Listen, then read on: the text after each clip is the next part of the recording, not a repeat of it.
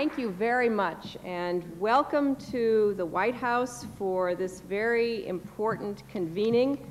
And I'm looking for my reading glasses, which I know are here somewhere. You've got yours on. Yeah, good. I want to thank you all for coming and to say hello to all of those who are watching by satellite transmission and the many others who will see this on a delayed satellite later in the day.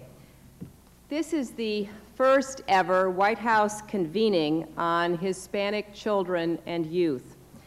Over the past 6.5 years, the President and I have often brought experts to this room where history has been made time and time again. We have looked at some of the greatest challenges facing our children today. We've looked at school violence.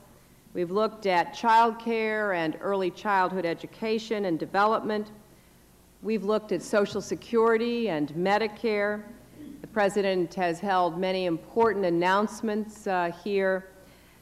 But I truly believe that there are few issues that are more important, if any, than the one we will be discussing today.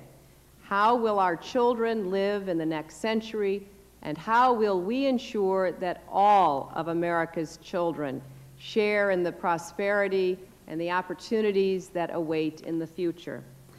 We know that when we ring in the millennium in a few short years, there will be 15 million Hispanic young people living in our country. These children are the next generation of parents and mentors, healthcare professionals, educators, entertainers, senators, all kinds of jobs in the country. And our future depends upon them and how we now treat, nurture, and help their development. And that is why this discussion is so important. I started talking about this with members of the Hispanic Caucus and others in the White House and around the country some time ago. And I especially want to thank Lucille because she is the real driving force behind what we are doing today.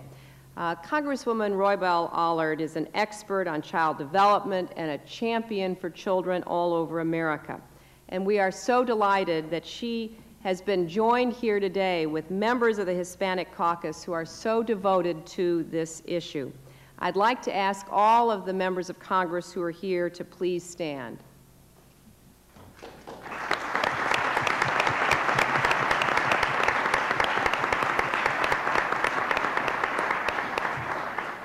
I also want to thank all the members of the administration who are here. I saw coming in Aida Alvarez, who is the Director of the Small Business Administration. Maybe you could stand, Aida.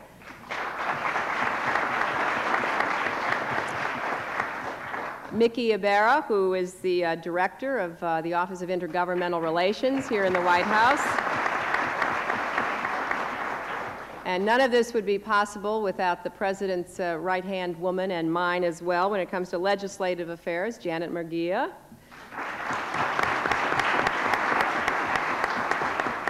But there's also someone who I want to acknowledge very specially today because she's been a friend of mine for more than 15 years. We were just laughing in the Blue Room. Who would have thought that when Maria Echeveste and I became friends, she was a lawyer, I was a lawyer, and we served together on a board and had a lot in common, but no one could have ever predicted that I would end up here, nor that she would come with us and become the Deputy Chief of Staff.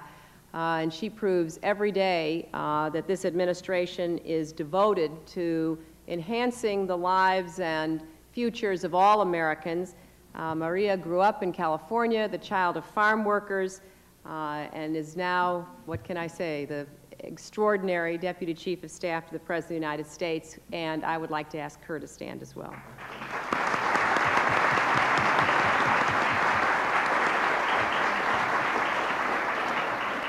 We also have George Munoz, the President and CEO of OPIC. I think George is here, right? Nelba Chavez, the Administrator of the Substance Abuse and Mental Health Services Administration. Pat Montoya, the Commissioner of Children, Youth, and Families. And two Assistant Secretaries of Education, Norma Cantu and Maria Moreno.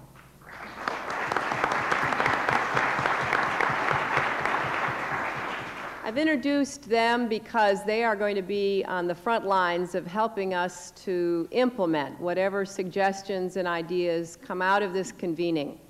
And we are very blessed to have a good roadmap of what we should be discussing and how we should be helping our young people. And that is because of the excellent work of the President's Advisory Commission on Educational Excellence for Hispanic Americans.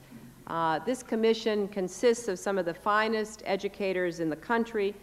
They've reached out to teachers, parents, and communities to help our country improve the way we think about and educate young Latinos. They've done so under the leadership of an exemplary chair, Cha Guzman, who brought to this position the passion and vision of a former bilingual education teacher, and a vice chair, Guillermo Linares, who is here, the first Dominican-American elected to a city council.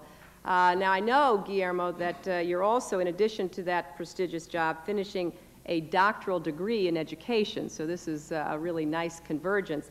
I'd like to ask all the commission members who are here this morning to please stand.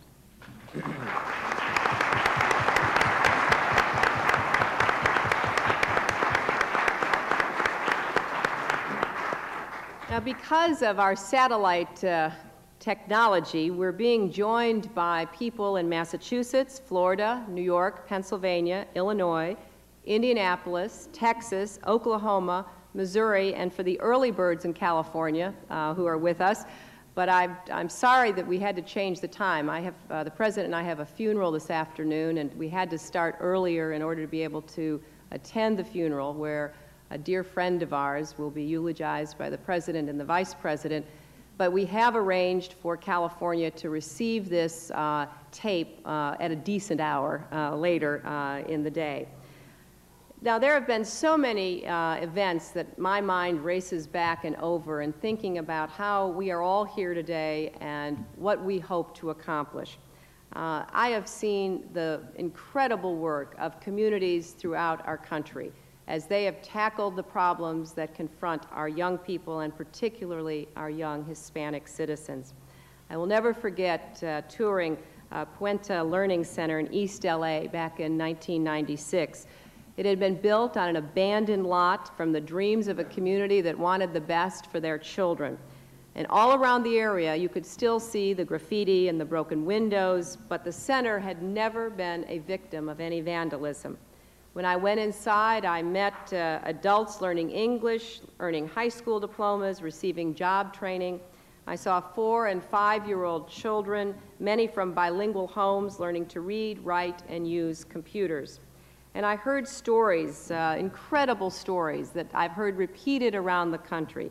One story, like Miguel Flores, whose life had been totally turned around. When he had first been found by Puente, he was a young man with lots of potential, but was hanging out with the wrong crowd.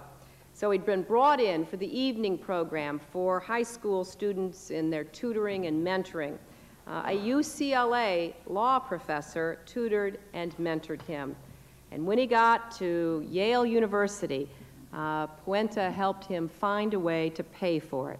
He's now graduated from Yale. He hopes to get a law degree, and he is here with us today. And I'd like to ask him to stand as a representative of all those young people.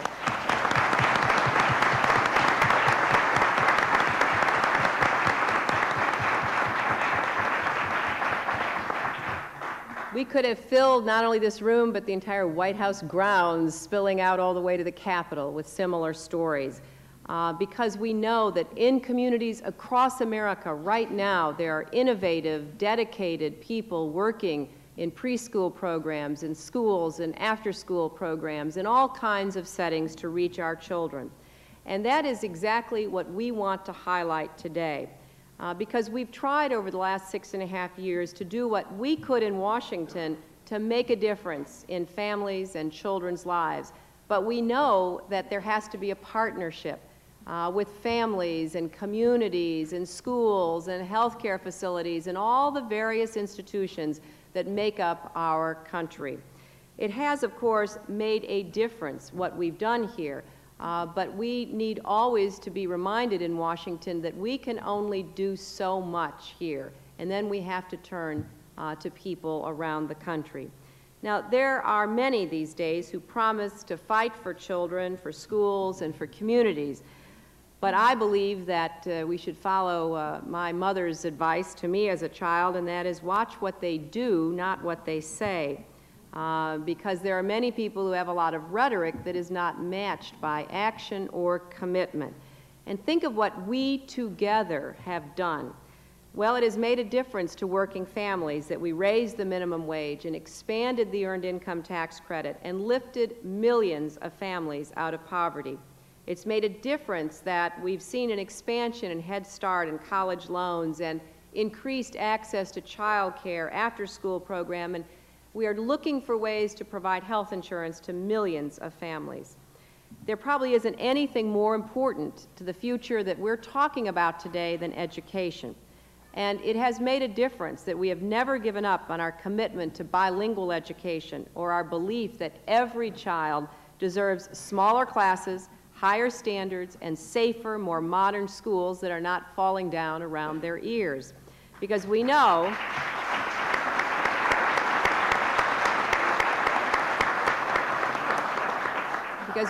that we have to focus our resources on education if we expect our children to flourish.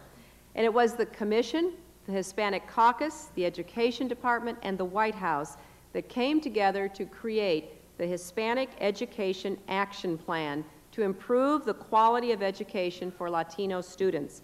We should all be pleased that the administration won about $500 million in 1999 to help Hispanic youth master the basics of English, reading, and math, and to ensure that they stay in school, prepare for college, and graduate. And for the year 2000, the President has proposed over $650 million to build on these education programs. But the trick is getting what the President proposed through the Congress. With the deficit gone and unemployment at record lows, we face a fundamental choice about whether to move forward or backwards. Do we retreat into our own little worlds and say, well, I'm fine, my family's fine, my business is fine, I don't have to worry about anyone else? Or do we take advantage of this historic opportunity and confront the tough challenges that we still face in our society? This is not the time to approve a big tax cut and forget about our obligations to all of our children.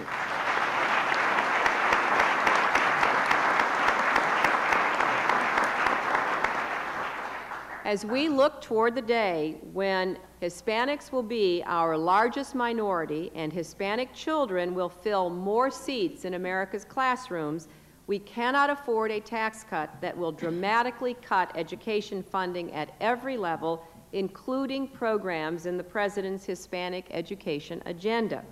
We know we've got to continue to press forward, and that means we have to get more Hispanic children into Head Start.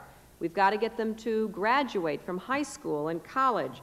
We know that there are still too many Latino teens getting pregnant, and we know there are still too many of our children and youth without health insurance. Far too many are born into poverty and never have a fighting chance at the future that all children deserve. These are not somebody else's children. These are all of our children, and we should begin to act on that.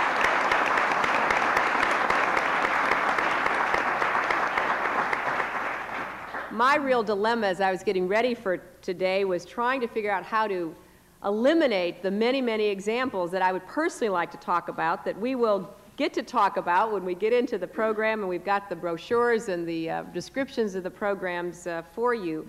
But I couldn't get out of my mind visiting about 5 years ago in the San Fernando Valley, a school that was the vast majority of students were Hispanic, And in the past, student achievement and attendance had been quite low.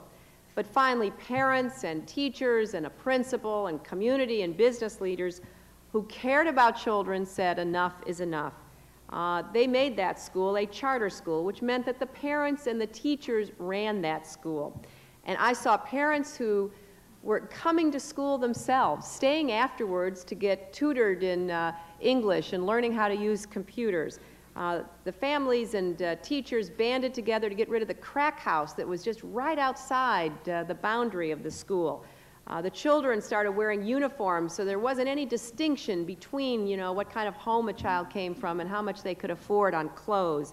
We had parents who didn't have all those many resources themselves coming together to pool their energy on behalf of the school. Academic achievement soared. They had above 90% attendance rates, and the school was named a National Blue Ribbon School. Now, that is a powerful example of what can be done when we have a partnership around children's needs.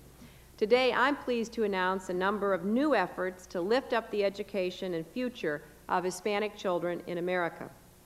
For example, Head Start is taking new steps to better serve Hispanic children, something we've been working on for quite some time. AmeriCorps will increase the number of its Hispanic members. The Department of Education will ensure that schools participating in Title I are held accountable for helping the 3 million Hispanic students enrolled in them learn proficient English and meet all of their requirements in the challenging core academic subjects. Under the leadership of Secretary Bill Richardson, the Department of Energy will team up with the Latino Science and Engineering Consortium to identify, train, and nurture the next generation of scientists, engineers, technicians, and educators in math and science. I'm also pleased that the private sector has announced that it has commitments as well. Over the next 3 to 6 months, AT&T will team up with Hispanic organizations and work to close the technology gap for Latino youth throughout the nation. The Charles Stewart Mott Foundation, which has already pledged $83 million for after-school programs, will now work to increase Latino participation in them. And thanks to the National Campaign to Prevent Teen Pregnancy, Hispanic media leaders, many of whom are with us today, have made commitments to create PSAs, radio programs, talk shows, newspaper supplements, and other magazine features to improve the lives of Hispanic youth. Now, these are important steps, but I hope that out of this convening, we will make clear that these are not just steps for other people. There is something for all of us to do. I want to close by talking about another one of the valuable members of the White House staff here. That is one of my top aides, Patty Solis Doyle, was the first person I hired when my husband said he was going to run for president. She was one of 6 children born to Mexican immigrant parents in a poor neighborhood in Chicago. Her mother made it only through the 6th grade. Her father, her late father, a wonderful man, only had a 3rd grade education. But those 2 parents, despite their own lack of education, always believed that education was the key for success for their children. And they've had remarkable reasons to know that they were right. So as hard as they had to work, Patty's father would say over and over again to each of his children, "You must always value yourself." Well, Patty's brother is an alderman in the city of Chicago. Her other siblings are successful parents and workers and citizens. And if we do nothing else out of this convening, I hope we will send a message loudly and clearly to everyone in our society that when it comes to our children, we must give them a very clear and affirming message. And I think Patty's father's words are as good as any we could have. You must always value yourself. Because for many years from now,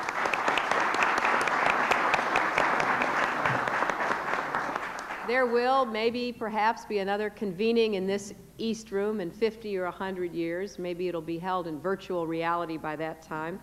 And people will look back at us and they will ask, Did we just talk, or did we do?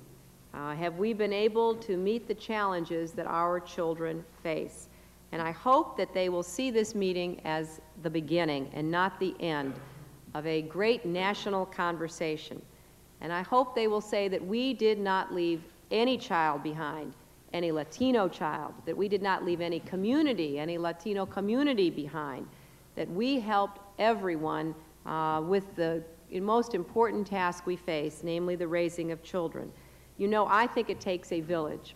I think it takes an American village. I think it takes a Latino village. I think it takes a village of all of us committed to our children. And I believe that many of you in this room are making good on building that kind of future for our children, and for that I am very, very grateful. I want to thank again everyone gathered at the satellite sites, and now I want to introduce someone who has been on the forefront of bringing these issues to our attention and making sure that nobody is left behind. Lucille Roybal-Allard is not only a congresswoman from California, she is the first Mexican-American woman to be elected to Congress, the first Latina to be appointed to the House Appropriations Committee, for which we are very grateful.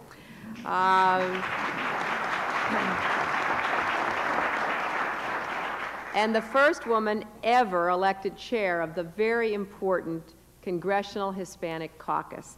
So it gives me great pleasure to introduce her to you.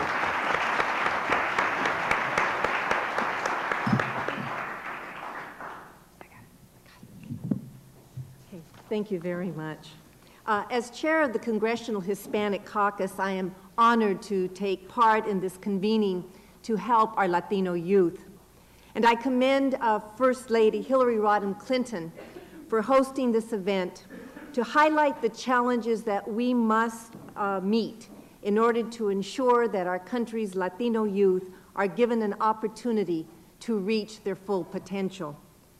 I remember clearly that it was at a reception right here at the White House when the First Lady expressed concern about articles that she had read regarding the high dropout rate among Latino youth, as well as the high incidence of suicide among young Latinas.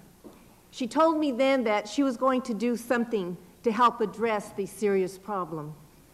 Today marks the fulfillment of the First Lady's promise, and for that I sincerely thank you.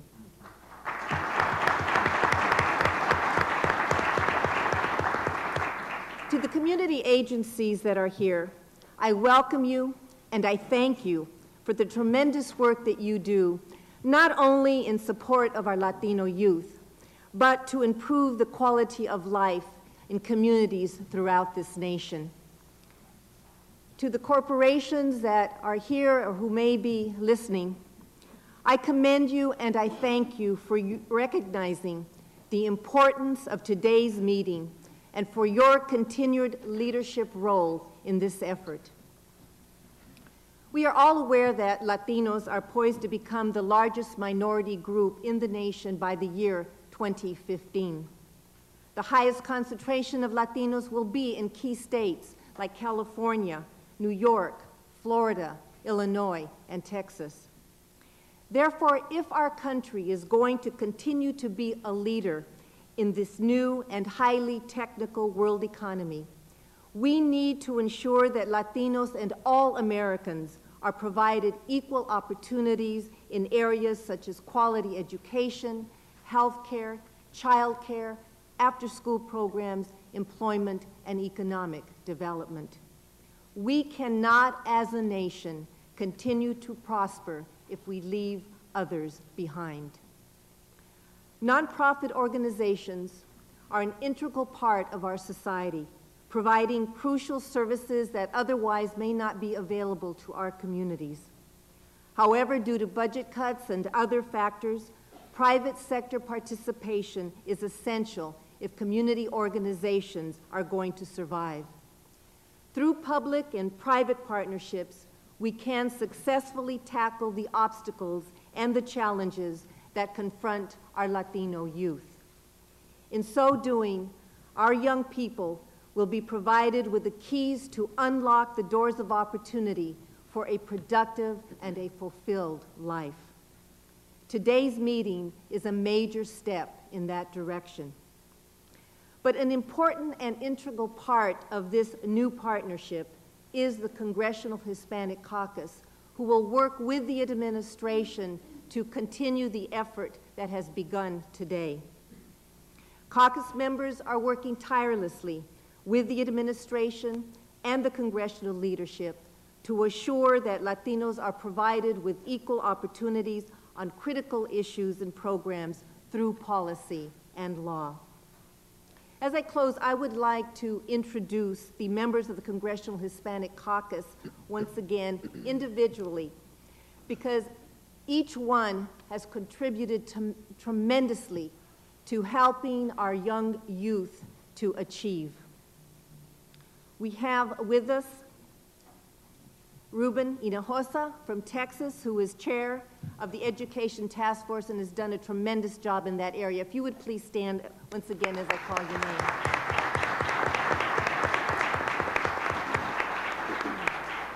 Ciro Rodriguez, also from Texas, and also he is the second vice chair of our caucus. And Ciro is also the chair of the caucus Health Task Force. We have with us a new member that we're very, very pleased is already contributing tremendously, not only to the Latino community, but to our efforts here in Congress, Grace Napolitano from California, who's on the Economic Development Task Force.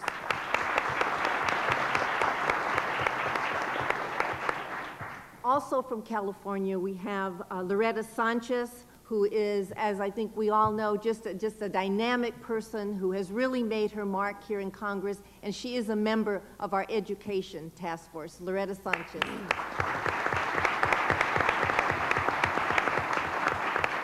We also have my colleague from California, the former chair of the caucus, who demonstrated tremendous leadership in the last 2 years, and he is now the chair of our Task Force on Social Security, Javier Becerra.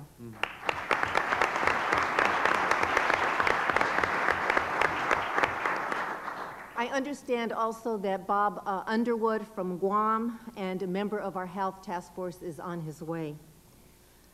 In closing, again, I would like to thank the First Lady, Hillary Rodham Clinton, for her commitment to the Latino community and to all of America's children. For she truly understands, as she mentioned a little earlier, that it takes not only a village, but a nation of villages working together to successfully raise our children.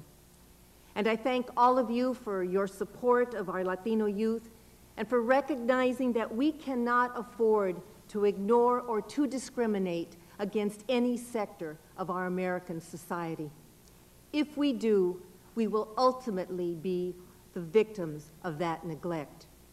Conversely, however, by helping our Latino youth and others to succeed, we will all be winners, and our nation will continue to be the world leader in the 21st century.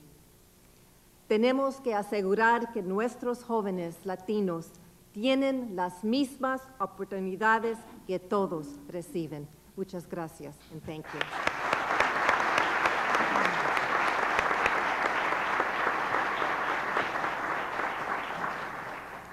Before we begin our discussion, we're going to be hearing from two scholars who will help us frame our dialogue with facts and analysis about the challenges and opportunities that Lucille just talked about and that our children face in three main areas: early childhood development, educational attainment, and youth issues. Then we will hear from some of you in the audience about strategies that are working in your communities and around the country. First, I would like to introduce our two researchers. Dr. Hector Cordero Guzman is the assistant professor at the Milano Graduate School of Management and Urban Policy at the New School University in New York. He will discuss community challenges in the areas of early childhood and youth. Following him, Dr. Carlos Rodriguez, Senior Research Scientist at the American Institutes for Research and Associate Professor at American University College of Education, will discuss some specific factors that comprise the schooling and overall educational experiences of our young people. I want first to turn to Dr. Hector Cordero Guzman and ask him, if he would, to give us a brief overview of such issues that are on the minds of all of us. Please welcome Dr. Cordero Guzman. First Lady, I'm highly honored to be here with you, and I'm highly honored to be able to speak to an audience composed of people, a lot of whom I admire very much.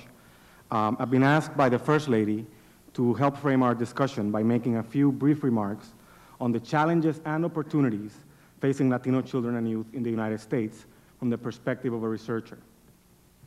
The Latino population is large, diverse, growing, and relatively young. In 1990, there were 22.4 million Latinos in the United States, or 9% of the population. By the year 2000, Latinos are expected to be 11.1% of the US population, or a total of 30.6 million persons.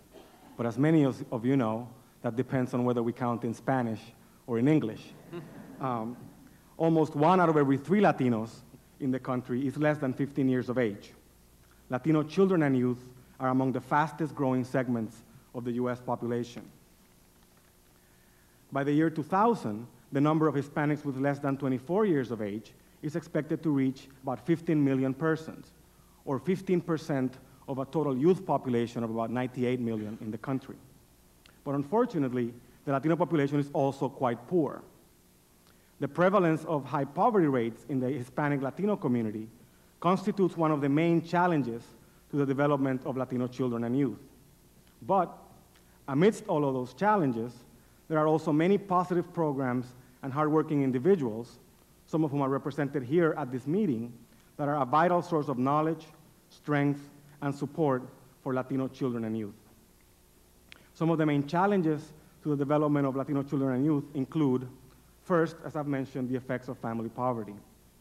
Latino youth are among the most disadvantaged, with close to 42% living below poverty. The comparable number for whites is about 16%, and it's about 43% for African Americans. In New York City, for example, there are about 760,000 poor children under 18. That'll be more than the population of San Francisco. And 394,000, about the size of Atlanta, or 52%, are Latino children. 394,000 poor Latino children in New York City. Close to 6 out of every 10 Latino children in New York live below the poverty level, compared to 1 in 10 non-Hispanic white children. And we also know that many more Latinos live close to the poverty level, if not below it, 1 or 2 paychecks away, if you will. High levels of family poverty mean that Latino children and youth do not have access to the necessary material resources in their families and in their schools, or to the kinds of community-based programs that facilitate, support, and encourage their human development. Our second challenge involves healthcare. Lack of health insurance among many families, and some estimates suggest that 31% of Latino families do not have any insurance. And lack of access to preventive clinics and programs have significant impact on the health of Latino families and children. In many parts of the country, Latino children suffer disproportionately from higher rates of infant death and low birth weight. There is also a higher incidence of reports of child abuse and neglect. The prevalence of asthma and other diseases is quite high, and though they are moving in the right direction, that is, down, teen pregnancy and mortality rates, particularly homicides and suicides, are still high. Let me give you some examples. At the national level, in 1997, the birth rate of Latinas 15 to 19 years of age was double the national average. And approximately 1/4 of all births in the United States to women 15 to 19 were to Latinas. In New York City, about half of all the births to women 14 to 19 are born to Latinas. Suicide is another hidden but growing problem. 30% of Latino females and 17% of Latino male high school students in 1997 reported that they seriously considered attempting suicide, compared to 26% female and 14% for whites. While 15% of Latino females and 7% of Latino males said that they had actually attempted suicide in the previous year. 15% of Latino high school student females said they attempted suicide in the year before. Third, community issues and funding for programs and activities. Children live in communities, and these communities where they live have an impact on their growth and their development. Housing conditions, overcrowding, and homelessness affect many Latino children and youth. In numerous communities, there is a need for comprehensive community development initiatives. Unfortunately, the lack of educational and employment opportunities in some areas of the country contributes to an environment in which crime and gang-related problems continue to be prevalent. Children in the Latino community need more access to opportunities for their social, cultural, educational, and personal development. Many of the good programs that currently exist are full to capacity, and the needs in many communities for positive activities, resources to visit other places and programs, and additional programs and opportunities in which children and youth can be involved are very large. We have a large need for more slots. Our fourth challenge involves the effects of welfare policy, labor markets, and issues of youth employment. Changes in welfare policy have impacted many Latino families by reducing their access to social programs and decreasing the level of support provided by these programs. Many Latinos work in the low end of the labor market, where layoffs, long hours, and low wages are prevalent, and where opportunities for mobility are quite limited. The unemployment rate for young Latinos is almost twice as high as that of young whites. Latino youth are entering a challenging labor market, where wages and opportunities for mobility are tied to education and formal credentials.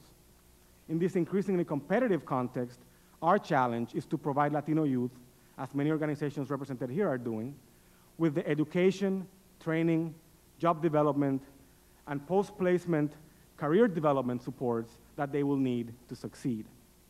Our fifth challenge involves the role of immigration status. Many Latinos have been in the US for generations. However, the immigration status of some members of the community and language barriers mean that the population is often less informed, more vulnerable, and that it has less access to programs that promote the development of children and youth. The problem is not immigration or immigrants. They are a source of great strength for the nation. The challenge is to help Latino immigrants achieve their highest potential in the current policy environment. In the midst of these serious challenges, there are also sources of support and opportunities that need to be recognized and built upon. The main opportunities for the development of Latino children and youth include, number one, talented children and strong and loving families and communities. It is important to move away from deficit models and to recognize the talent, strength, creativity, and resiliency of Latino children and youth. The children are not the problem. Latino children and communities, Latino families and communities are also very strong and resilient. Successful efforts and programs begin by recognizing the talent of Latino children and the strength of the family, and work on providing support, resources for the household, and on removing obstacles and barriers to human development and social mobility.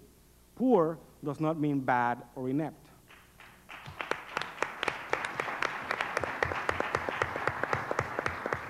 Our second opportunity involves the fact that in recent years, the number and visibility of professionals, groups, organizations, and service providers in the Latino community, as we can all see, has increased appreciably.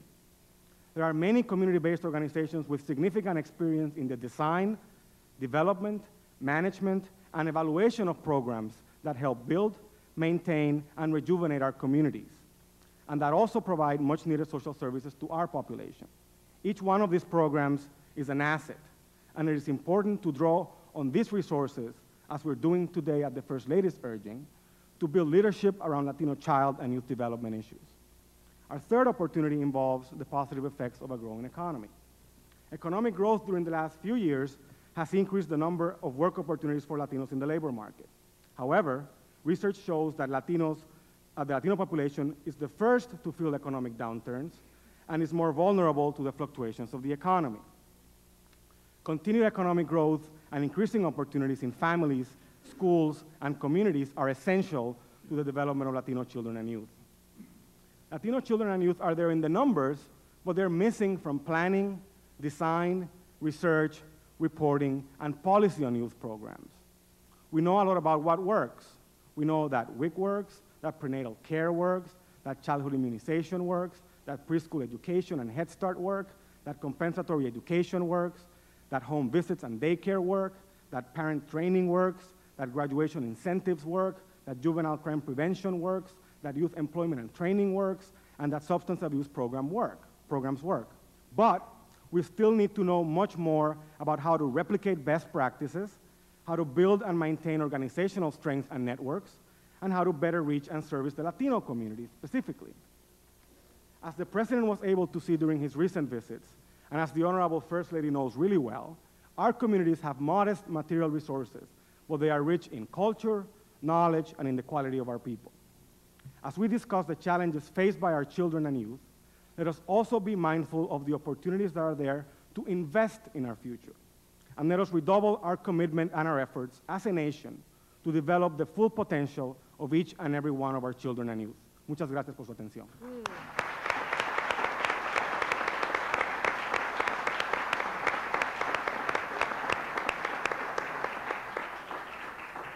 Thank you very much, and I would like to just take that riff out of the end of your speech about this works, that works, this works, that works, and then, you know, and yeah, I will steal that, but give you appropriate, but it's a good reminder that we do know what works if we can only bring it to scale, replicate it, hold people accountable for doing what works, and generally supporting these kinds of initiatives. Dr. Rodriguez, would you please give us a brief overview also of educational achievement and issues related to that? Distinguished Mrs. Clinton, honored guests, a little more than 700,000 Hispanic children are being born this year. As we've been reminded by this date in 2015, the Hispanic children born today are turning about 16 years old.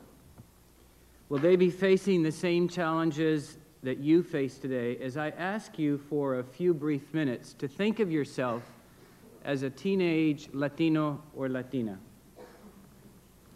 If you're a typical Hispanic teenager today, you get tired, angry, frustrated, that you always have to fight the odds. Always. The condition of poverty that seriously affects your school impacts what your teachers and your schools can and cannot do for you. Poor or not, you probably have grown up knowing and speaking Spanish. It is at the core of your cultural experience with your family.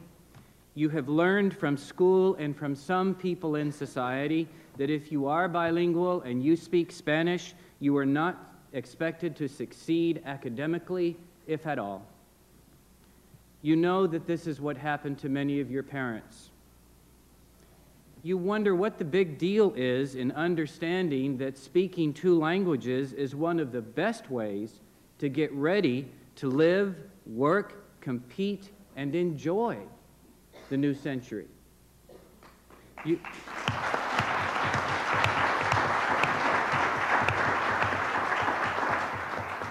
You experience 1 in every 5 of your friends dropping out of school or getting ready to. You fight a constant battle to stay engaged with your own learning. You know you cannot go to college if you do not graduate. You also are realizing you don't have the right credits.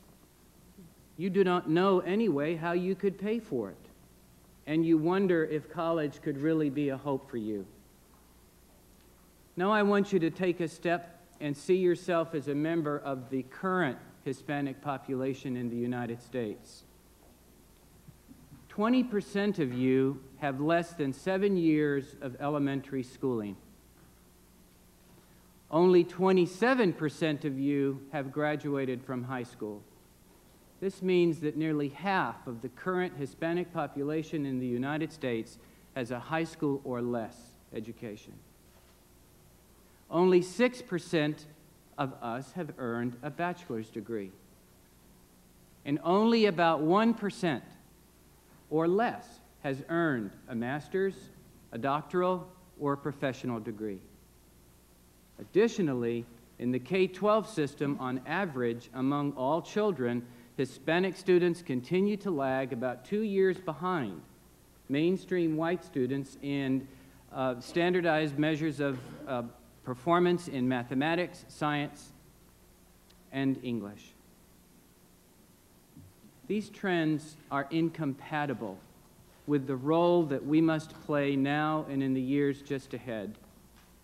Educational attainment is strongly correlated to economic and democratic prosperity for both the individual and for society. There are 3 major challenges to educational attainment that I ask you to consider and to take with you. 1, the against all odds mentality that poor Hispanic children and youth live with every day of their lives is robbing them of the interest and the motivation necessary for educational success. It is in this phenomenon, our Hispanic students are joined in the same frustrations by their poor white, black, Asian, Pacific Islander, Alaskan, and Native American peers. 2, the challenge of building and maintaining engagement with learning is central to educational growth. Engagement that results in Hispanic students wanting to learn more. Engagement that results in Hispanic students enjoying learning enough to want to not stop. Engagement that results in schools and teachers knowing how to build on the unique gifts of linguistic and cultural diversity. 3, accept the challenge today that post-secondary attainments of Hispanics is absolutely essential to ensure the emergence of Hispanic leadership in civic and political life, in business and health, in education, and in all aspects of American culture for the 21st century.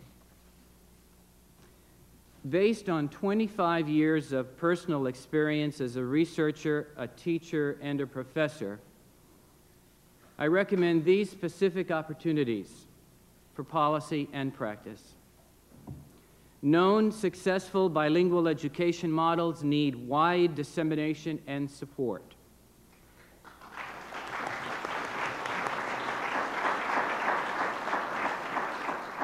At the elementary level, especially in dual immersion programs, both first language Spanish and first language English speakers are scoring at or above grade level in reading and mathematics over control group peers. As a multiracial population, Hispanics have much to teach and share with each member of our American family. Building on kindergarten and early childhood learning, engaging children in grades 1 through 3 in challenging, hands-on, problem-based learning, we know from the research has lasting positive effects on academic performance. Integrating peer tutoring, kids teaching kids, across all subjects is the least costly, but the least used. Hispanic students get the message early on that their academic success is not an expected norm, but rather an exception. Hispanic students also are generally tracked into non-college preparatory sequences. Today, Hispanic students, Latinos and Latinas, are receiving on average more vocational course credits than academic credits, and are less likely to take algebra, geometry, and science courses, the minimum requirements for college admission. Did you know that today there are only 6 states in the Union that require algebra for high school graduation? There is not one state that requires geometry for all students for high school graduation.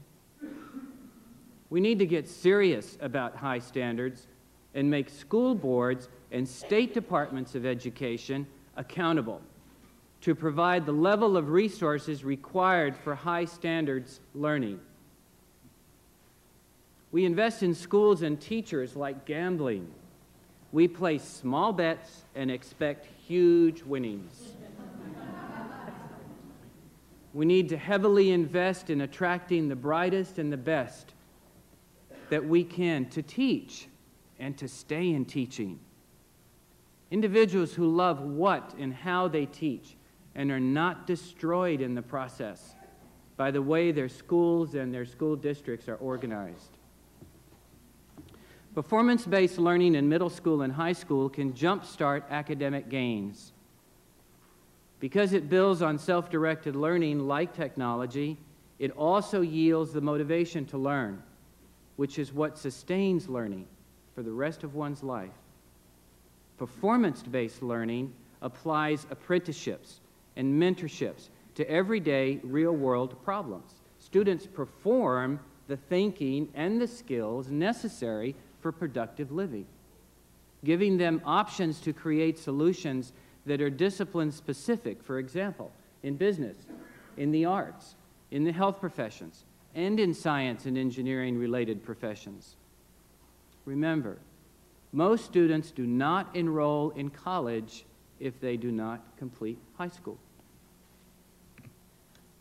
Several educational reforms based on systemic and partnership approaches are demonstrating success with Hispanic and other minority students.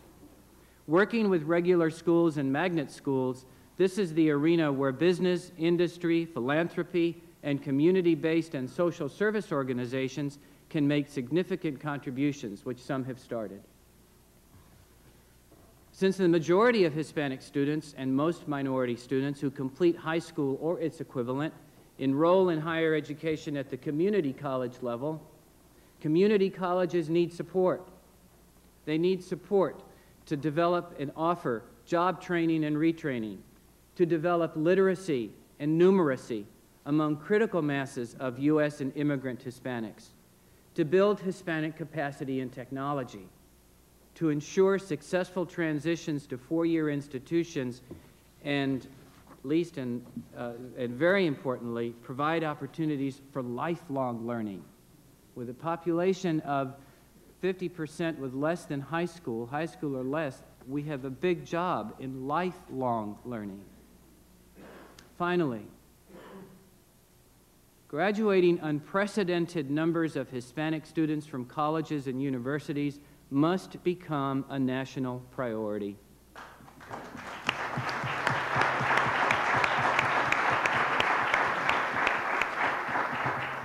How to do so is well established in the wide range of empirical research on student persistence and retention. I have been studying Hispanic educational success for 25 years. We don't show our age. We know how to keep students in college. The number one reason why Hispanic students do not complete college is financial. This has been the case, is the case, and will continue to be the case. Grants and scholarships are much more likely to increase Hispanic post-secondary attainment than loans. But don't stop the loans. Mentorships with faculty in partnership with public and private sponsors also are strongly related to the completion of post-secondary degrees by Hispanic students. Only students with baccalaureate degrees can pursue postgraduate work. For master's, professional, and doctoral degrees, we know that higher education translates to high rates of community and public service, as well as benefiting economic and democratic progress. I believe what Mrs. Clinton wants us to do is to change the course of the river for our Hispanic young people, starting now. Our responsibility is to fill our Hispanic students and their peers with the hope, the dreams, and the tools to build and value their futures with their minds and their know-how, not just with their hands. We have the students, we have the solutions.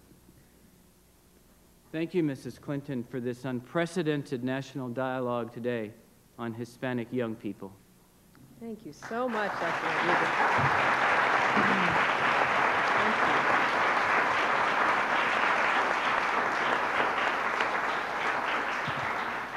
Thank you so much. And as Dr. Rodriguez was concluding those eloquent remarks, I thought of that old story that some of you may also know, and maybe it was provoked in you, the story of the river going through the village, and one day children start coming down this river, and they're drowning, and everybody gathers at the side of the river and starts pulling the children out, but they keep coming one after another in terrible distress.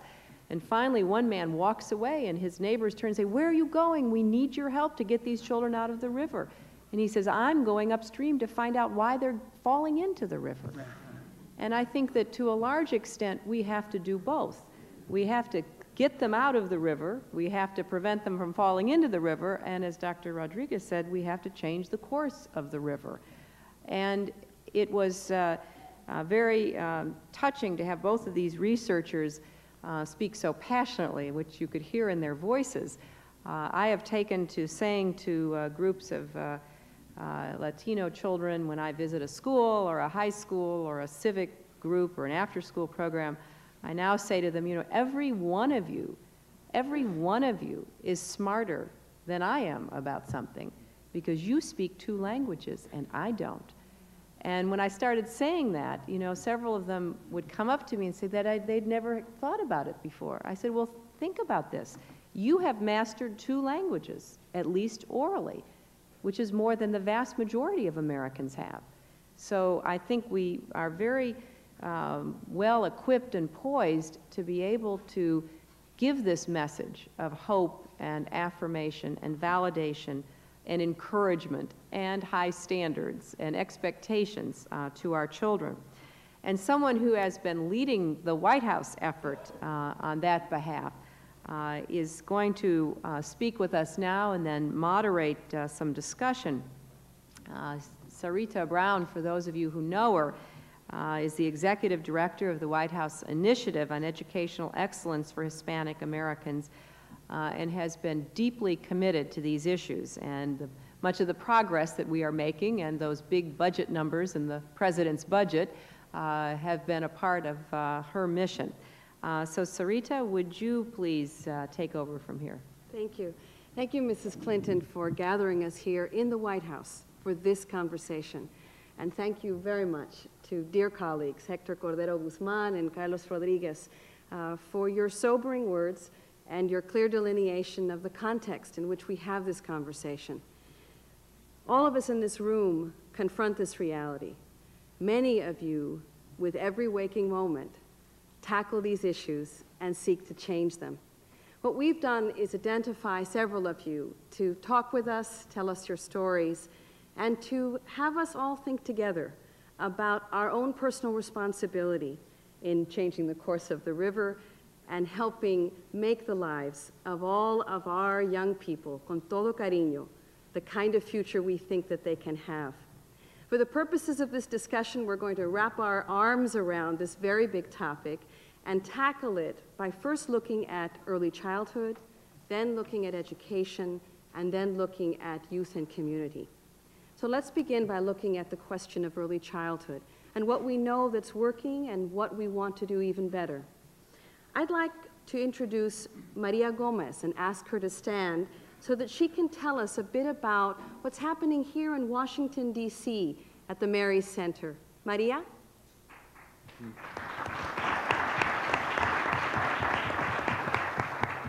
Good morning, Mrs. Clinton. Good morning, Mrs. Clinton, everyone. It's really a pleasure, and I'm very proud to be here today.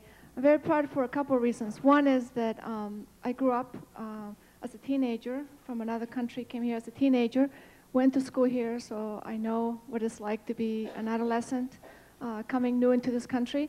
And I'm one of those folks that stayed in the community and has created, along with many of my partners here, Maria Tuqueva, who runs the Bell Multicultural Center, and Lori Kaplan, who runs a youth program and a daycare center that we work very much involved with, Calvary Daycare Center. But all of these centers here in the District of Columbia really are integral to the part of early childhood. I don't think that Mary Center could, with the services that it has, function without this collaboration. At Mary Center, and I like to say that I hope that many of the early childhood programs really start, and I think many of us forget, that they start with the families first, the women and the men of which these children are born from.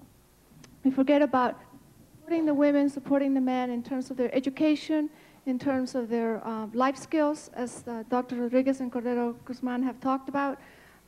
We take them in at that stage. We take them at an early stage. We make sure that kids are attending school, that they stay in school with the support of the programs that I just mentioned.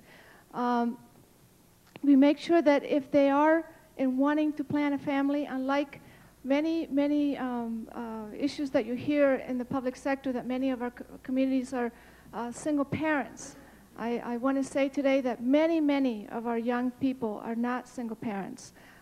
They're married, not married through the court, not married through the church, but married to themselves to be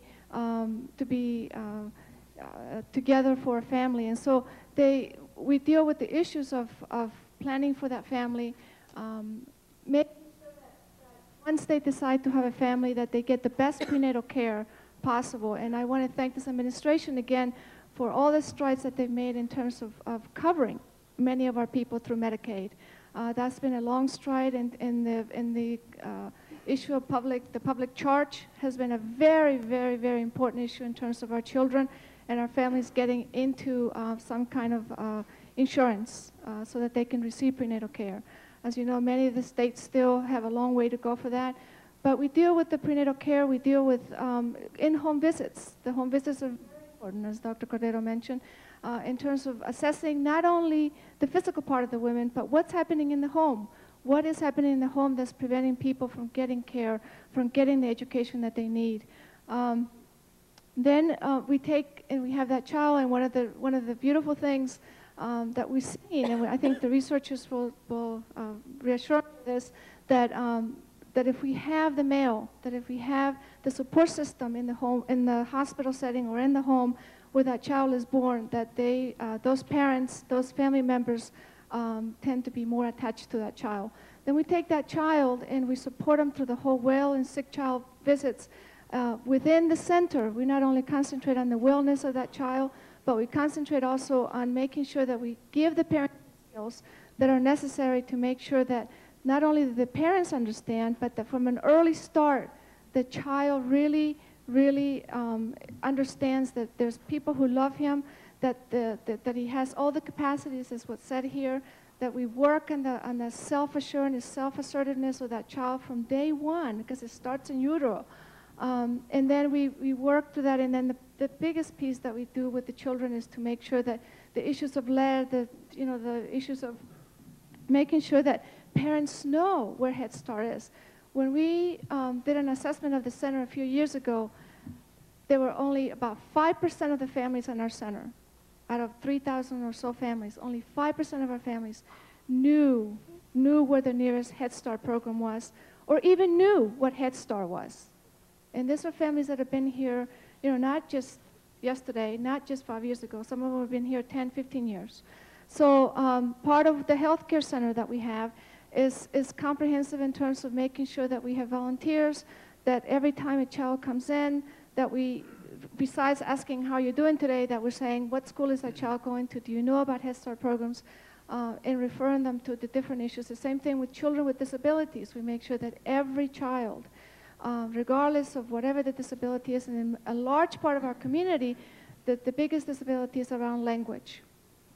And many of us will tell us that it's bilingual education that is the problem, and that is not the problem. The problem is the education that our parents are not receiving, the lack of adult education programs, the lack of schools, and the lack of information that our families are receiving for early childhood programs. So thank you, Maria. Thank you. Thank you. I think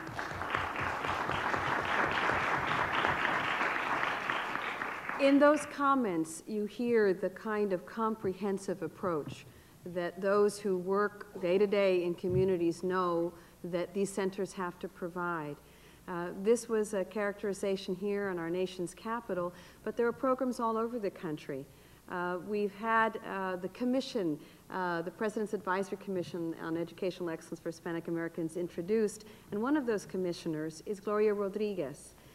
Gloria founded an organization called Avance, and it is focused on education in the earliest of years and in parents. Gloria, in the 25 years that Avance has been doing this work, what have you found that makes the most significant difference in allowing these parents to provide their very young children with the kind of beginning they deserve? What makes the difference at Avance and Avance works, we have been seeing that 94% of our children living in a housing project are graduating from high school. 43% are going on to college. And what the results are that they come about because Avance is there in their community, providing comprehensive community-based services. They are continuous. We start with early childhood, parenting, home visits, making sure they get immunized, connecting them to social services. But at the same time, we go from birth to 3 all the way to college. For the parents, we support them in connecting them with literacy classes, learning English, getting job skills.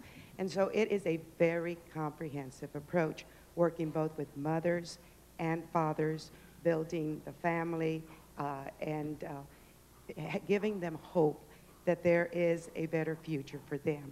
And so Avance has been evaluated by the Carnegie Corporation of New York. We've shown that there are changes in knowledge, attitudes, and behaviors. We've replicated it in 9 cities throughout the state of Texas, having provided services for 80,000 individuals. So the outcomes are similar.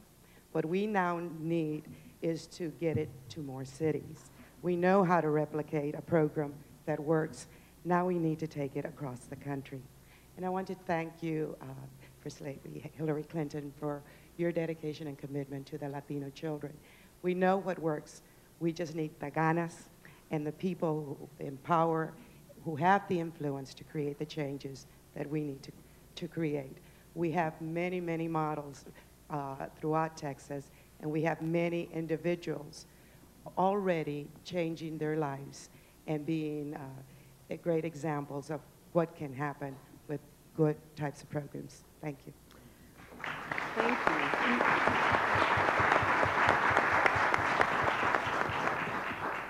Thank you so much, Gloria. Gloria and I went to France together about 10 years ago to look at early childhood programs, and I think that what you just heard in a very brief form, you should really see for yourself, and you should read the evaluations of Avance, because it is one of the most effective community building, youth building, parent support, education encouraging programs, not just for Hispanic families and children, but really around the country. And Gloria, I believe that you brought with you today Maria Huerta, a woman who has been involved in your program for a number of years. And perhaps, Maria, as someone who has seen Avance from the perspective of a participant, you could describe a little bit about your involvement. Thank you for having me here today. Like you mentioned in your intro, I would never have thought that I would be here at the White House, especially with the reserved seat. I'm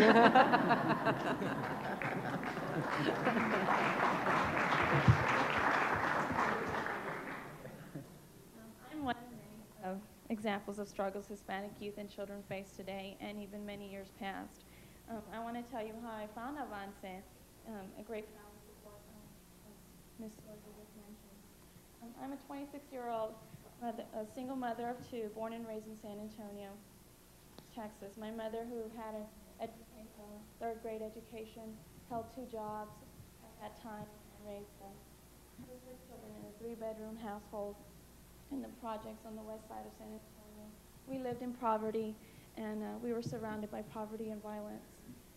As the youngest of 6 children, I am the only one who has graduated from high school, And as Mr. Carlos Rodriguez, Dr. Carlos Rodriguez, mentioned, I was that typical teenager then.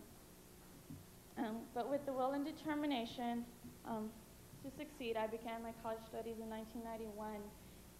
I was a recipient of an athletic scholarship to a local university then. However, I became pregnant with my first child in my second years of studies. Then I was studying nursing. With family and friend support, I did every means to stay in school as a full-time student. I transferred to a local community college then, and after giving birth to my son, 11 months later, I became pregnant with my second child. I had the support from family and friends then, but after my second child, I no longer had the encouragement. I was taking care of my two children, and at that time, my mother was diagnosed with Parkinson's disease, and I also was caring for her as well. With no income, living at home with my mom and my son and daughter, I felt the impossible then. In 1995, after a rigorous search, I found Avance, a nonprofit family support education program, as Dr. Rodriguez mentioned. The biggest obstacle in my life then was childcare for my son and daughter. After having just received an academic transfer scholarship to St. Mary's University in San Antonio. After many phone calls and finding the support I needed, Avance was there to help. They offered their assistance and also told me about a wonderful program that encouraged early childhood education. I became an active participant in the program in the summer of '95. I attended the parent education classes twice a week and participated in other services within the Avance curriculum, and my children attended the early childhood education that they provided. I learned how important my role was as a first teacher to my children. Not only did I find the lack of confidence I once lacked, but I wanted my children to have that confidence as well and to see them in their mother. The support from the Avance staff and you friends I made was overwhelming. They believed in me, and most of all, I believed in myself again. My children and I graduated from the program in 1996, and I remained as an active participant in the Early Head Start program. I volunteer my time as the chairwoman of the Avance Policy Council. My greatest reward is giving back to those that helped me through my struggles, and Avance is just that. I graduated from St. Mary's University last year with a BA in accounting, and I'm currently working full-time as an accountant, and I'm working on my master's degree in education, a concentration in mathematics.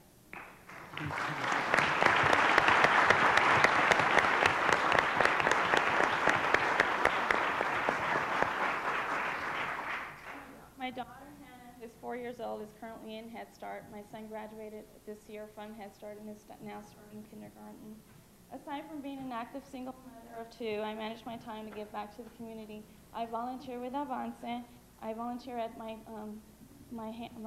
daughter's Head Start Center and also with the local YMCA. I'm extremely grateful for the role Avance played in my life. But most of all, I'm very proud of hearing my children say that they would like to graduate from college like their mother did. Someday they will understand the struggles that I went through to achieve such an accomplishment, and they will look on proudly.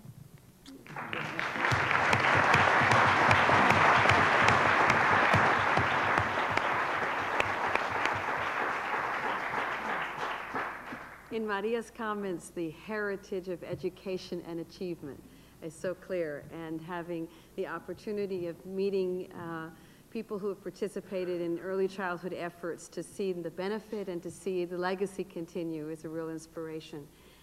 But now we have to turn our attention to this category of education, which Carlos has given us lots to think about and many of you know about.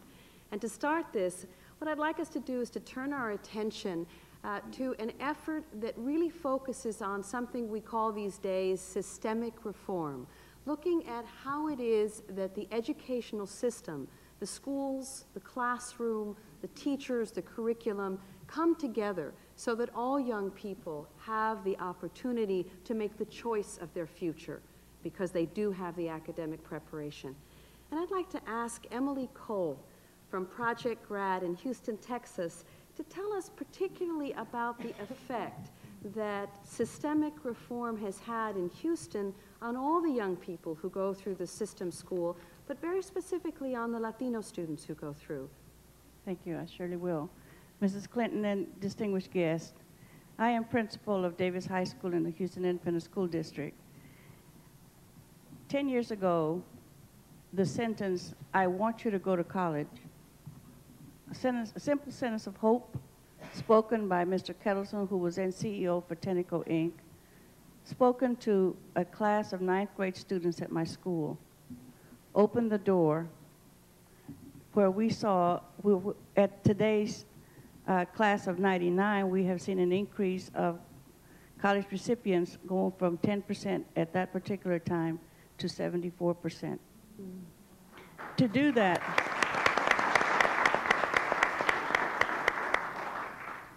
that data it is the result of team effort and collaborations, systemic changes in the school, reform movements, curriculum changes, all joined together, giving the students the hope.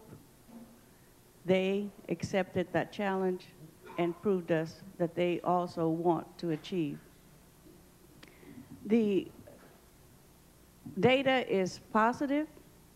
The dropout data was not.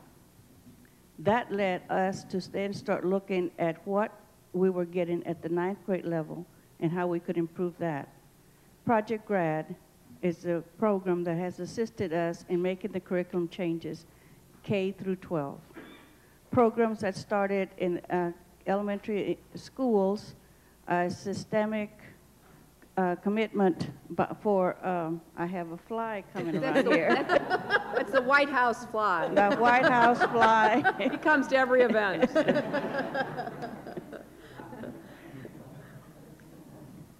The Project Grad started 5 years ago with a particular math program, because that was a weak area at the high school level, that would involve manipulatives and a different approach to math, a particular reading program, a discipline program that taught students how to become learners and not just visitors to the school, and a program called Communities in Schools that assist the families with their personal community and family problems so that the students could come to school ready for instruction. Project Grad has completely changed the neighborhood. The parents are now particularly involved in the school. We do have a parent university. They have to commit 7 hours of instruction in support of this particular program and how to encourage their students. I have to end with the story to show you systemic change in that neighborhood, because people can talk about systemic change, but when you actually see it, you want to believe, and it happened to me last week. A husband and his wife came into my office determined to talk to me about the students, their child's schedule for next year. I kept trying to send them to a counselor. They kept wanting to talk to me. They walk in, they have a notebook in their hand, and they want to make sure that the child has gotten the AP calculus class. They want to make sure that these particular classes are being offered and that the child has the classes. And so I assured them that they would. And they said, "We want him to go to college." They were wearing a custodial uniform that said custodial staff, Rice University. When we continued talking about their child and what the child had to do their senior year, they said, "We want him to go to Rice University." So the sentence of hope, "I want you to go to college," uttered by Mr. Kettleson, the parents are now saying, "I want my child to go to a particular college." Thank you. Thank you.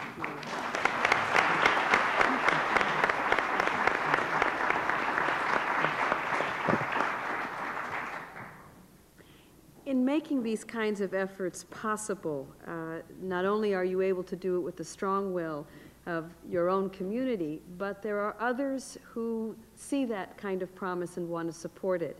I'd like to ask Stephen Zwirling to tell us about the role that the Ford Foundation has played in Project Grad, but also in helping others across the country look at these kinds of strategies. Thank you. It's really great to be here.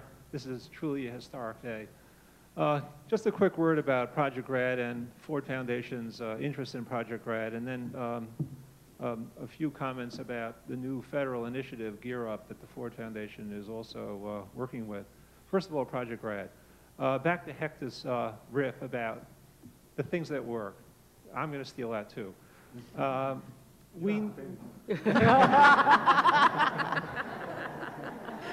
a grant request. I think you already have a grant from the Ford Foundation. A lot of us who, and I don't show my age either, I'm from Brooklyn. I've been doing this for about 30 years, and I've been maddened with frustration about why is it, this is something that you, Mrs. Clinton, raised as well, why is it that there are all these things that work, and somehow or another we can't seem to either replicate them, and even more significantly, bring them to scale, bring them to not hundreds of students and young people, but to literally thousands, tens of thousands, hundreds of thousands. And one of the things that we at the Ford Foundation have been attempting to do for the past decade is to find things that work, replicate them at scale. And Project Grad is the best living example that I've seen. Not only is it underway in Houston, where quickly it's moving to serve 65,000 students in 85 schools, demonstrating in hard data, not just anecdotes, that kids from inner cities can in fact learn, go to college and succeed in college, and defy the kind of biased perceptions that these kinds of kids can't learn. But also Project Grad now is kind of leaping across the country. It's underway with funding from Lucent Technologies and Ford Foundation and others in Newark, in Los Angeles, in Columbus, Ohio. There's someone in the room today who's helping to bring it to Nashville, Tennessee. The new superintendent of schools in Atlanta is bringing Project Grad to Atlanta. It is extraordinary, and it works with literally thousands of students, not just dozens or hundreds. The Gear Up initiative, which your husband proposed, and Chaka Fatah in the House, and Senator Jeffords in the Senate, it's a bipartisan initiative which was funded miraculously and received $120 million for this fiscal year, last year at about this time. In part is modeled after Project Grad and initiatives that are systemic, large scale, and that put together clusters of things to work and kind of overlapping initiatives. So as kids move through the school system, they move through life, that we don't just have a sort of a magic solution here or there. We know that doesn't really work, but rather there's something for pre-K kids, there's something at the K level, and all the way on through college. So there is a series of aligned, overlapping kind of initiatives that have proven to be successful and in the aggregate produce remarkable results. Gear Up is attempting to do precisely those kinds of things in communities all over the country. The Ford Foundation has made grants to a group to help bring together Gear Up grant recipients to provide technical assistance so that these Gear Up projects have a good chance to succeed.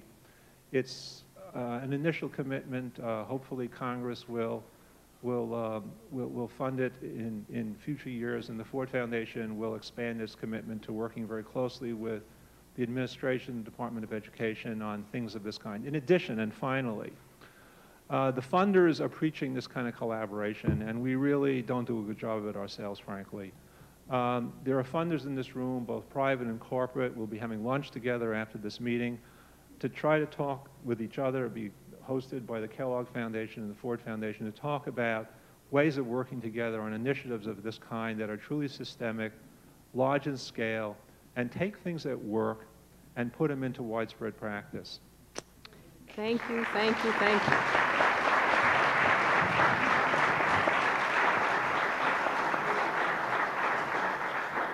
We said that this was a beginning, and we really want to build on it, and that's a very good example of how we intend to build on this. In terms of these kinds of systemic reforms, we have an example here in Houston, Texas, but the kind of academic intervention that has been a long tradition for us, we know in mentorship programs and tutorial programs. I'd like to call on Carmen Vega Rivera from the East Harlem Tutorial Program in New York to tell us a little bit about how they have, over a sustained period of time, brought young people to the highest academic achievement. Good morning, Mrs. Clinton and distinguished guests. East Harlem Tutorial has a 40-year history, and I've had the pleasure of being its executive director for 11 years. And I have to put it into the context of what happened to me as a young girl, first-generation Puerto Rican, also of migrant workers from a very small town in Puerto Rico, both parents having a third-grade education, coming and living in the Lower East Side. One thing that my parents didn't know was basically they had to be savvy. In order for us to succeed, I'm the middle of 5 children, they had to tap into all the resources locally as we grew up in the housing projects on the Lower East Side. My father and my mother instilled in us the value of education, at the same time looking for youth programs, after-school programs that would support what we needed to grow up with, because language was an issue. And we went to Henry Street Settlement. And from the age of 5 all the way up, I stood at Henry Street Settlement. Being part of Aspira, I'm an aspirante in the 60s, 1969. I was part of the art club. I attended all the art classes. I was part of other leadership teams. I got my first employment job at Henry Street Settlement at the age of 14. And at the age of 16, I was making $5 an hour in the 70s. And what they instilled in me was I had a passion for the arts. And between my parents and growing up in the settlement and having a very strong youth development program, I became a professional artist. I majored in the fine arts, went to NYU, painted murals, designed booklets for the Board of Ed, trilingual, Spanish and English. Why am I telling you all this? I went into the world of the museums as a curator. I loved it for many years, but I felt the passion that I had to give back to my community, and I went into East Harlem to give back to the young people exactly what my parents had offered me through their own values, as well as what Henry Street Settlement instilled in me. And what I do at East Harlem Tutorial is I recruit young people like Nicole Marrero and Jaime Rivera from the age of 6 years of age, and they can come through the program throughout high school, and we bring them back as college interns, so that not only do we do a rigorous academic program, not remedial in tutorial, not in the remedial sense, but the holistic sense, and that they get academic support with volunteers, 400 a year, come through our agency, high school students, including private schools, all the colleges and universities, but a core number of professionals in the field who volunteer an entire academic year to work with young people. And in many of those relationships, we've had relationships that have gone on for over 10 years. So these are truly committed volunteers who basically match with a young person who are trained and provided the support. And each young person receives specific goals and objectives in math, reading, science, social studies, and computers, as well as personal growth. And we track them. In addition to balance the scale, not only do we do the academics, we also do the youth development model, core competencies, building on the assets, looking at their interests, and everything that we do is develop around that model, finding them job employments, taking them to college trips as opposed to talking about colleges and universities, involving them in leadership models. They are part of the Youth Advisory Committee, making decisions, having conversations, deciding what the future will bring. How do we change the program? And so we are comprehensive in that we look at a holistic model from very young throughout high school. And since I've been there, it's been an honor to see some of the young people that came through the program through junior high school now being college interns and graduating with their BS or master's from Tufts, Brown, Union, you name them, city colleges and state. They come back as volunteers or as paid staff, and we also have alumni in our organization. We're a privately funded organization. It is community-based. Most of our students, 70% are Latino, with the population changing. It's changing from primarily of Puerto Rican descent to Dominican and Mexican. And we feel a need to give back to the community. And to make it more interesting, in the 40-year history of East Harlem Tutorial, I am the first Hispanic or Latina to take on the leadership of this organization, and I'm proud that I have young people following in my footsteps. Thank you.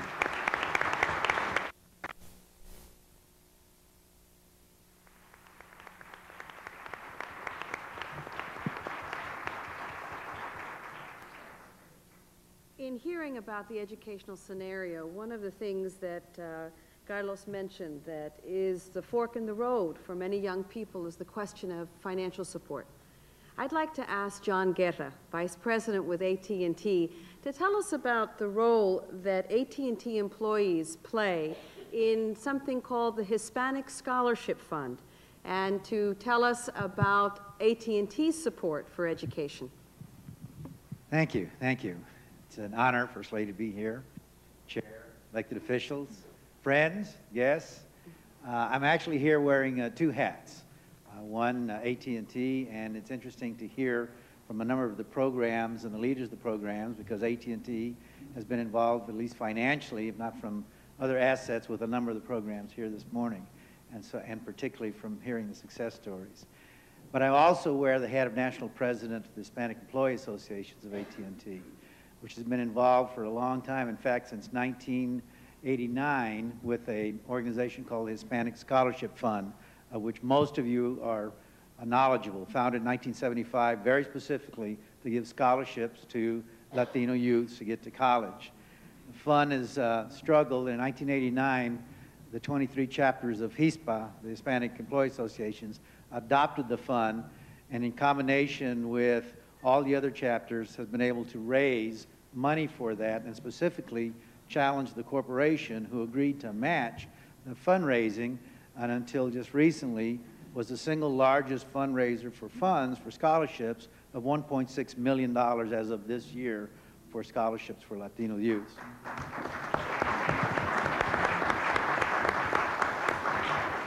Now, I have to say, until just recently, I'm also here representing a very dear friend of mine, the president of that fund, Sarah Martinez Tucker, who unfortunately could not be here today, and asked me to say on behalf that she, who was a member of HISPA and then retired from AT&T and then became president of the Hispanic Scholarship Fund, would like for me to share with you that she has just received from the Lilly Foundation a $50 million endowment for scholarships for Latinos, the single largest.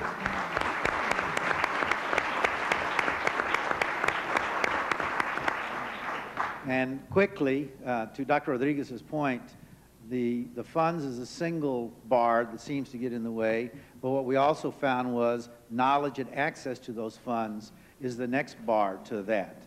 And so AT&T, working with the Hispanic Scholarship Fund, is creating a partnership for Hispanic Scholarship Fund Education, which is to create a network, literally, so that students among all of the high schools across the nation will be able to access, through the internet technology, a site where they will have access to all sources available, and, as Sarah shared with me, also create chat rooms, because we found that the ability to share the lack of knowledge or the need for the cultural experience is important.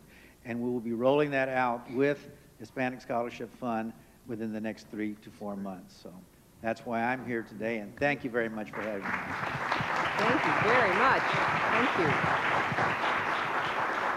You know, in response to that very fine announcement about the Lilly Foundation's support, and in following up on what Stephen Zwirling said about the Ford Foundation, I'm delighted that there's going to be a gathering of foundations and business leaders after this for lunch, because I know that there is even more that could be done, and especially in the stock market, which has raised the value of so many foundations and corporations, you know, putting some additional funding into scholarship assistance and into proven programs like Avance or Project Grad or whatever else we are going to be talking about and are highlighted would be a very, very good investment. So I'm delighted that that's going to go forward. And now we would like to turn our attention to youth and community. We have, throughout this discussion, acknowledged that young people are part of families, schools are part of community, and that it really is a whole system. And many of you approach these issues and seek to make changes in that way. I'd like to begin with Margarita Rosa, Executive Director of the Grant Street Settlement in New York.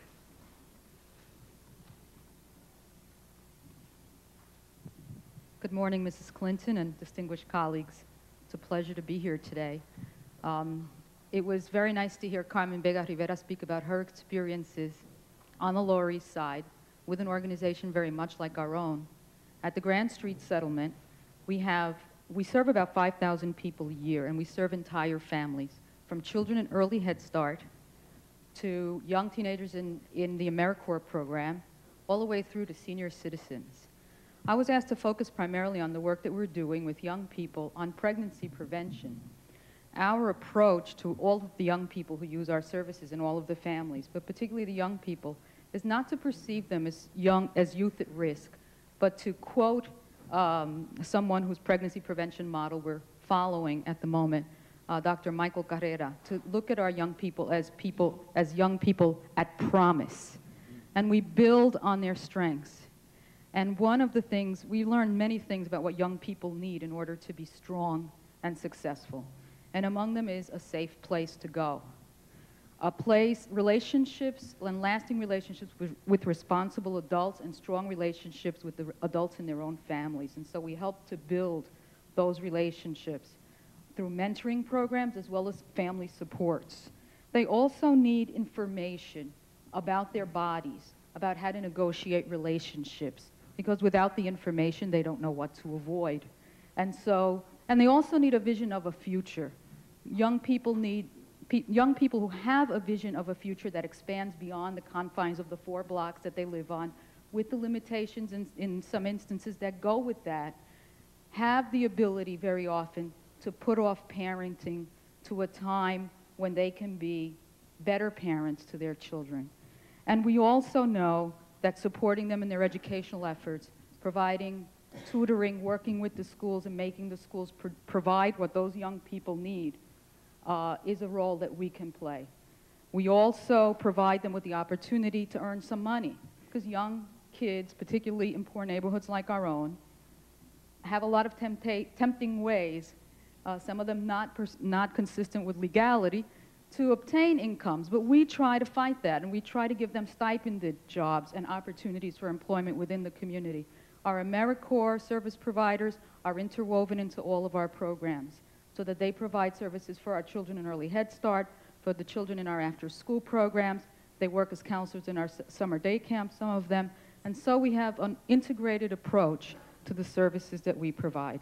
And finally, community service, giving young people the opportunity to give back to their communities. We don't only give to them, we expect them to give to everyone around them. And they play a very big and important part. They welcome that. And I think that that is one model, the settlement house model, the comprehensive model of services to young people, families, and communities, that works. And I'm very proud to have the opportunity to share with you information about our organization, the Grand Street Settlement. Thank you. Thank you.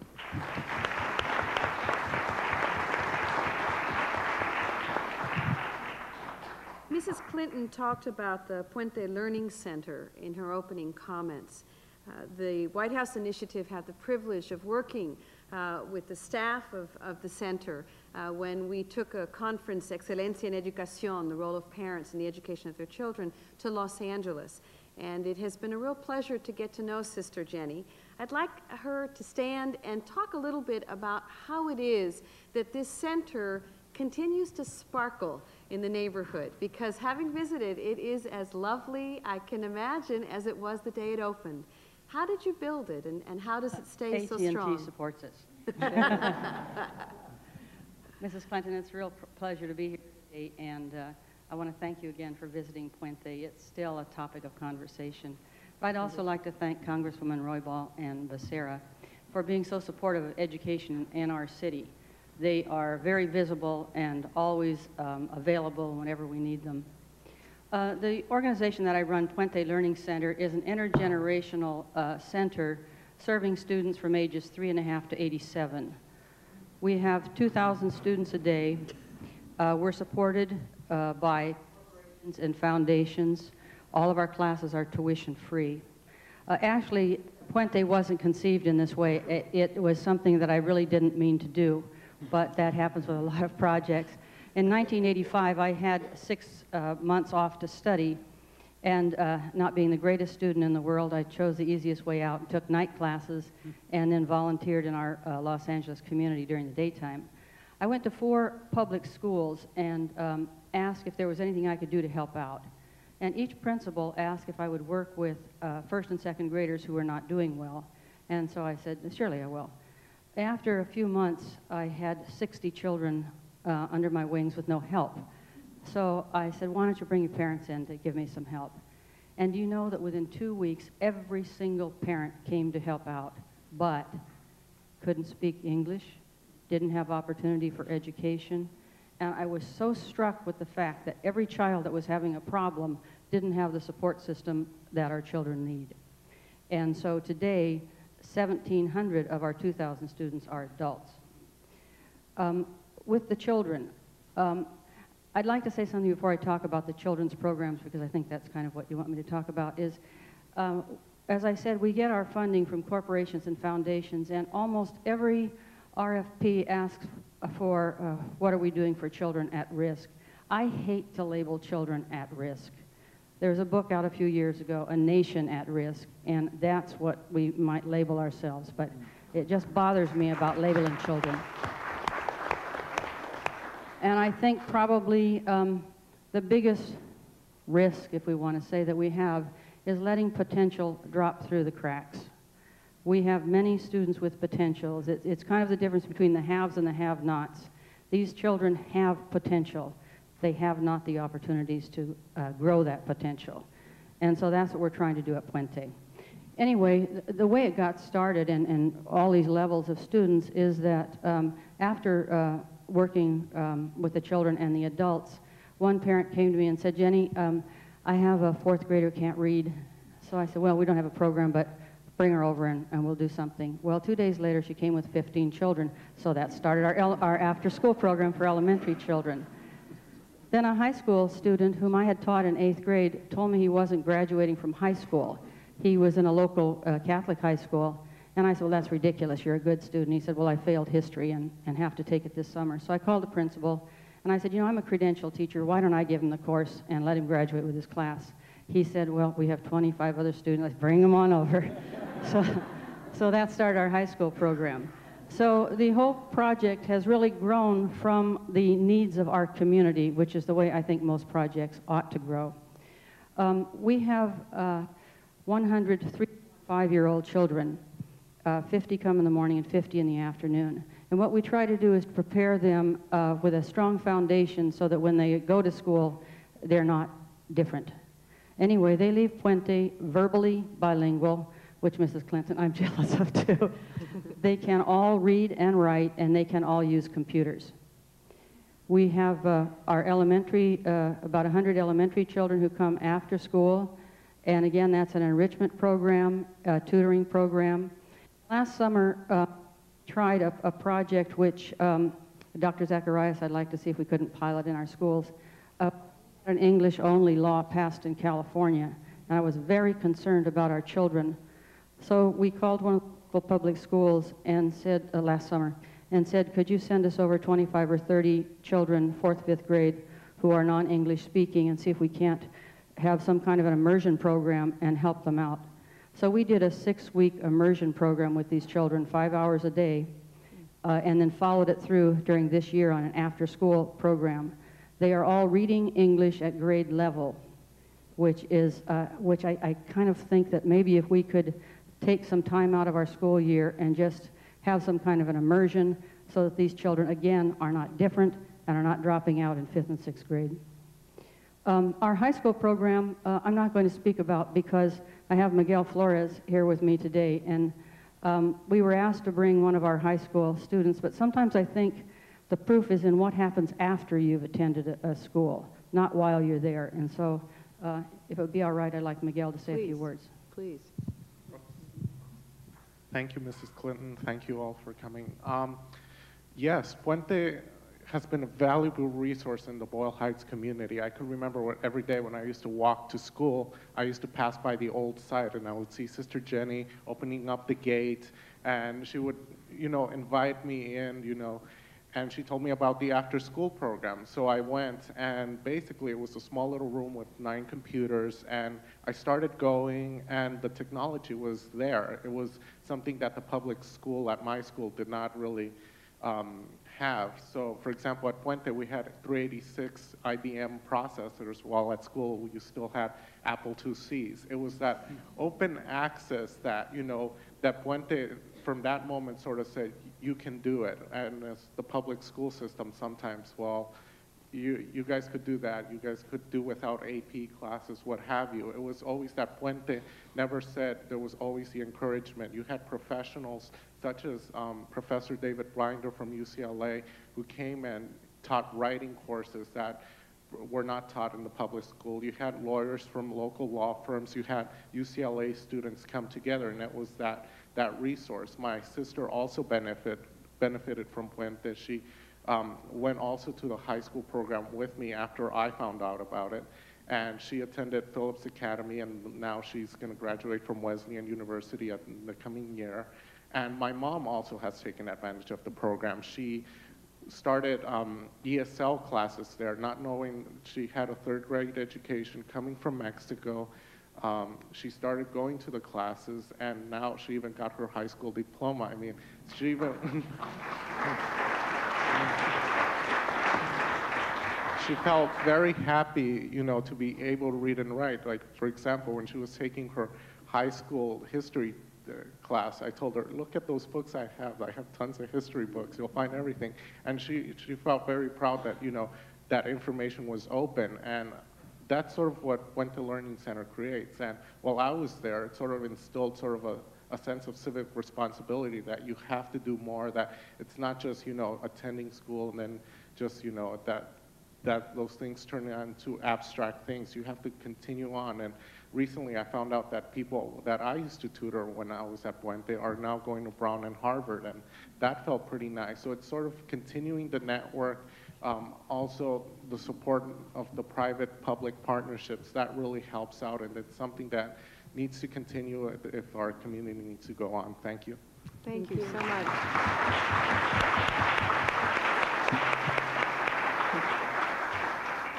So often the issue is trying to get the word out, both in terms of where to turn for resources, as well as these kinds of stories, to have everyone have the evidence that we see here in this room.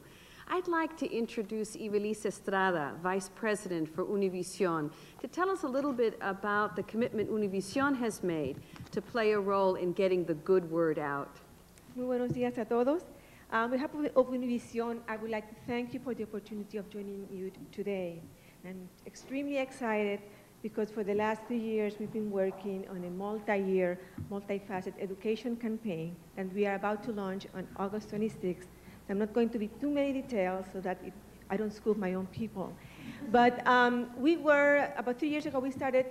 As you know, let me backtrack, you know that Univision, since its creation, has been very concerned with our community, and we have been trying to assist them in improving their lives. Every year, we work on informational campaigns on issues affecting our communities, such as citizenship, immigration, voter registration, the census every 10 years, health issues. But 2 years ago, we decided to go a step further and prepare or try to work out a multi-year, multifaceted education campaign in response to the high dropout rate among Latino youth. We work with a national group of educators that help us frame the messages that education is important, and to provide the information to the parents that they need to navigate the educational system. Sometimes, as you know, these systems are so complicated and the language is a problem, so we decided to provide out those tools, here comes, to provide the parents with the information they need to help their students achieve their educational goals. And talking about financial aid, one of the things that we really want to work is to help promote all those wonderful scholarships that are out there, because sometimes the parents just don't know. Help the parents understand what courses their children must take at a certain amount, you know, in a certain level. Algebra by the 8th grade, reading by the 4th grade, etc. Because sometimes, you know, we talk about our parents, but sometimes they just don't know. They have no idea what is it that they need to know to help their students achieve their educational goals. We partner with the U.S. Department of Education, and we're working with them to provide our viewers with information and materials on education through the toll-free number. So I am excited about being here today, and I look forward to working with all of you in your local markets through our local affiliates to promote your programs that can be a great resource for our families. Muchas gracias.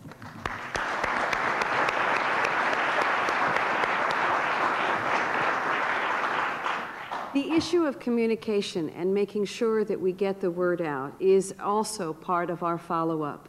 Univision has a very bold approach to it, and we are delighted to have this as a mechanism for delivering this message in Spanish. We are also very eager to deliver the word in English and to be as creative as we can in making sure that the practical information that our families and our young people will use well to pursue their dreams is what we want to bring to this effort. I hope all of you have had a few minutes to look at your materials, that you've seen this very first, and I say first because it really is a first preliminary version of a directory of what works for Latino youth. I really would hope that all of you look at it, but really immediately think about all the things we've missed, all the programs we need to add. This is for us a beginning, and our commitment in terms of the follow-up is equal to all the energy that has gone into today. For us, the issue is exactly what's been said in this course of this meeting: going to scale and providing information so that immediately you can follow up with each other and network, that in the long range that we can think about growing these programs strong. And for those of us in the White House initiative and in cooperation with our President's Advisory Commission, to look at the year 2000 and to see that as an opportunity for us to have a national meeting on Latino educational excellence. Our ability to contribute to this community, the community of America, is what we're talking about. Our zeal to be here as full participants and to show the ability that we have and the joy that we have in being in this country. I hope that you'll keep your eye on us. I know that we'll keep each other honest and committed and focused. It has been a pleasure for this discussion. Well, thank you so much, Sarita.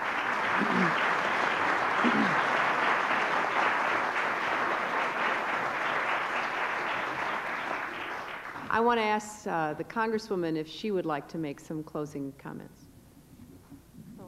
Once again, I would like to thank you for convening this. I think this has been a very important first step in bringing people together and getting the message out of how critical it is for public-private sector to work together towards this common goal of providing opportunity for Latino children.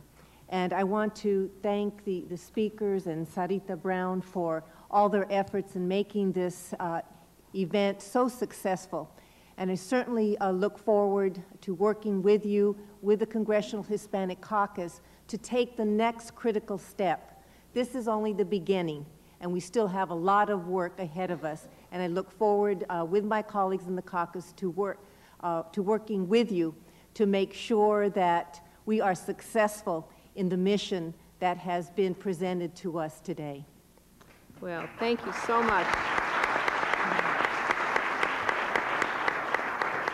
I want to thank the Congresswoman and her colleagues from the Hispanic Caucus. Each of them is devoted to pursuing the goals of this convening, and as Lucille said when she introduced each of them earlier, they have specific responsibilities in addition to their overall commitment, and we look forward to working even more closely with them, and we know that they will be enlisting the help of their colleagues from both sides of the aisle on behalf of the initiatives that we know would make a difference in the lives of Latino children. I want to also emphasize that if you haven't ever seen, please get a copy of, if it's in your materials, please take it and pass it around, the Hispanic American Education Report, which has a lot of good information and facts in it. And then, as Sarita says, this pamphlet that we put together, What Works for Latino Youth. Because this convening is truly only a beginning. We've done a lot of work the last 6.5 years to follow up on the points that were made both by our panelists and by our speakers in the audience. We wish that we could even go longer today, but we only had 2 hours of satellite time in which to communicate out to the entire country.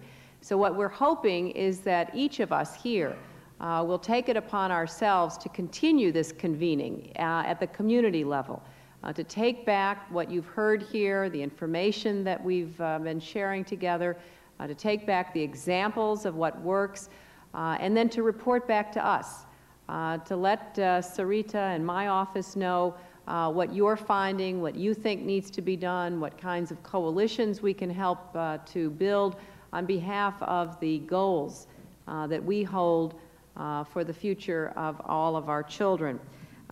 This kind of convening takes a lot of work, and there are many people who have really worked very hard to make it happen. And I'm grateful to all of them, people on the White House staff, the agency staffs, the congressional staffs, everyone who's been involved. But I hope that each of us is even more encouraged now to do what we can in our own ways to take what we've heard today and then to really build on it, and to make this a central point as we move toward the new century, which happens not very long from now, to make everybody in our country understand how interconnected we are, what a great strength our diversity is for our future, and how it all comes down to whether or not we will give our children the tools they need to lead successful lives in this new century. I'm very optimistic because of all of you in this room and the many others like you around the country listening to this, but I'm also very determined that we must do everything we can to make our rhetoric and our actions actually coincide, and to enlist the support we need to make the difference in our children's lives. Thank you all very, very much for being here.